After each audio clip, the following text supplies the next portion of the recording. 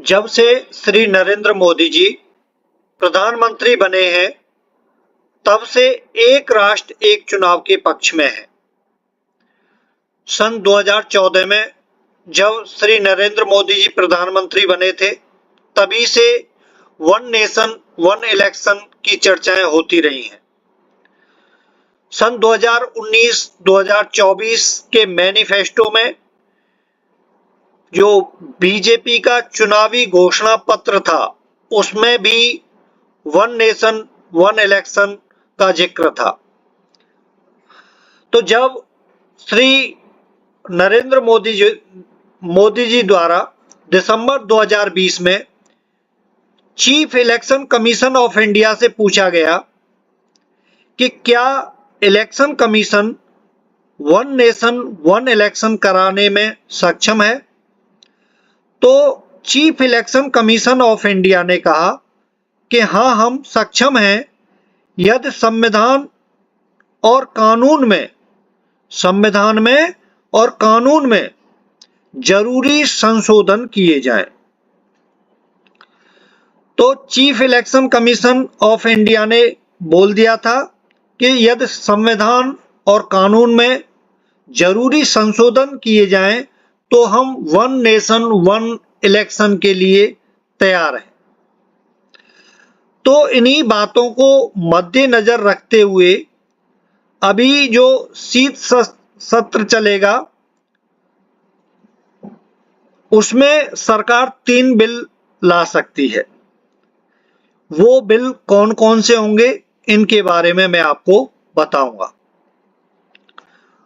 वो बिल कौन कौन से हो सकते हैं, और मैं इसमें आपको ये भी बताऊंगा कि यदि संविधान में संशोधन होता है तो कौन कौन से अनुच्छेद में कहां पर संविधान में संशोधन होगा, ये भी मैं आपको बताऊंगा।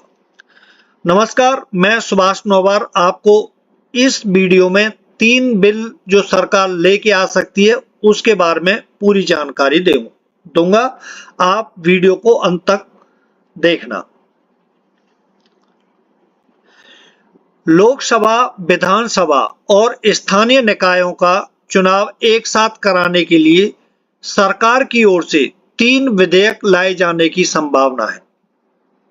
किस किस का? लोकसभा, विधानसभा और स्थानीय निकायों का चुनाव एक साथ कराने के लिए सरकार की ओर से 3 विधेयक लाए जाने की संभावना है। 3 विधेयकों में जो पहले 2 विधेयक होंगे वो होंगे संविधान संशोधन के लिए। जो सरकार 3 विधेयक ला रही है, उनमें से जो 2 विधेयक होंगे वो होंगे संविधान संशोधन के लिए, और जो एक विधेयक, जो तीसरा विधेयक है, वो होगा एक संविधान संशोधन विधेयक स्थानीय निकायों का चुनाव लोकसभा और विधानसभाओं के साथ कराए जाने के लिए लाया जाएगा।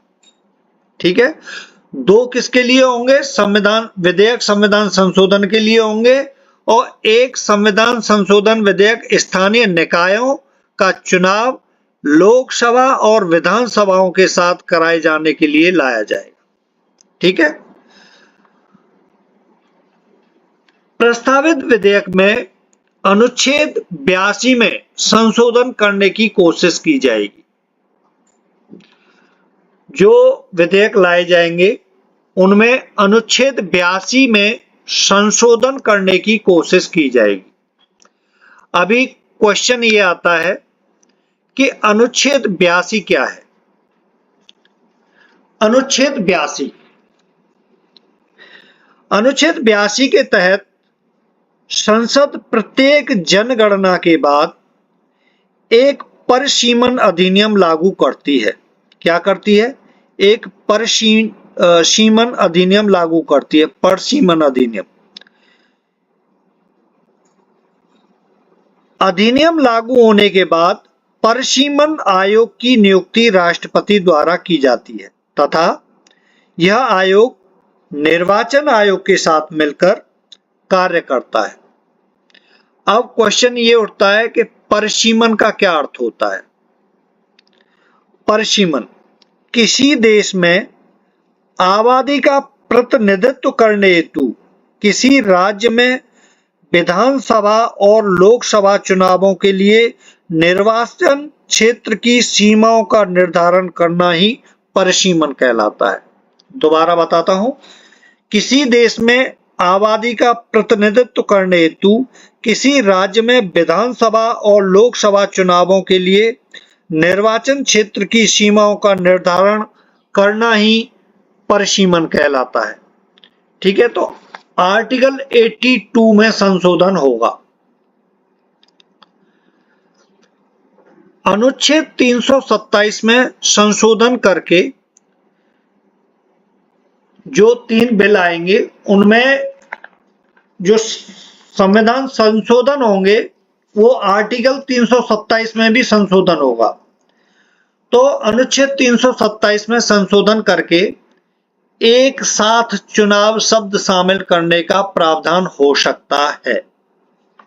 ठीक है, तो अब क्वेश्चन ये आता है कि आर्टिकल 327 क्या है। आर्टिकल 327 संसद को विधान मंडलों के चुनाव से जुड़े मामलों में कानून बनाने का अधिकार है। वो क्या क्या है? मतदाता सूची तैयार करना, निर्वाचन क्षेत्रों का परिसीमन करना और सदनों का गठन सुनिश्चित करना। ये आर्टिकल 327 है। इसमें संशोधन करके एक साथ चुनाव शब्द शामिल किया जाएगा।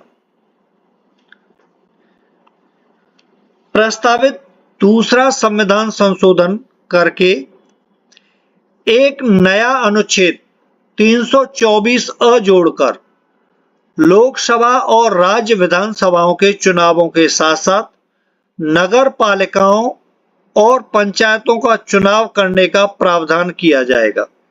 एक नया अनुच्छेद जोड़ा जाएगा 324 ए। ठीक है, 324 ए, जिसमें क्या होगा, लोकसभा और राज्य विधानसभाओं के चुनावों के साथ साथ नगर पालिकाओं और पंचायतों का चुनाव करने का प्रावधान किया जाएगा। ये जो 3 बिल हैं, आपको जो शीत सत्र आएगा उसमें देखने को मिलेंगे। ठीक है, उसमें सरकार की तैयारी है तीनों बिलों को पास करने की। ठीक है, आपको पता है कि इन तीनों बिलों को पास करवाना है, तो इसके लिए कम से कम 50% राज्यों के समर्थन की जरूरत सरकार को पड़ेगी। 50% राज्यों के समर्थन की जरूरत सरकार को पड़ेगी, इस बात का ध्यान रखना। तीसरा बिल एक साधारण विधेयक होगा जो विधानसभा वाले केंद्र शासित प्रदेश कौन कौन से हैं? पुदुचेरी, दिल्ली व जम्मू कश्मीर से संबंधित होगा, जो तीसरा बिल है। ठीक है, ये मैंने ओवरव्यू आपको पूरा कंप्लीट 1 नेशन 1 इलेक्शन के बारे में बताया है कि जो 3 बिल हैं वो सरकार कौन कौन से ला सकती है। बाकी विस्तृत वीडियो बनाएंगे जब सरकार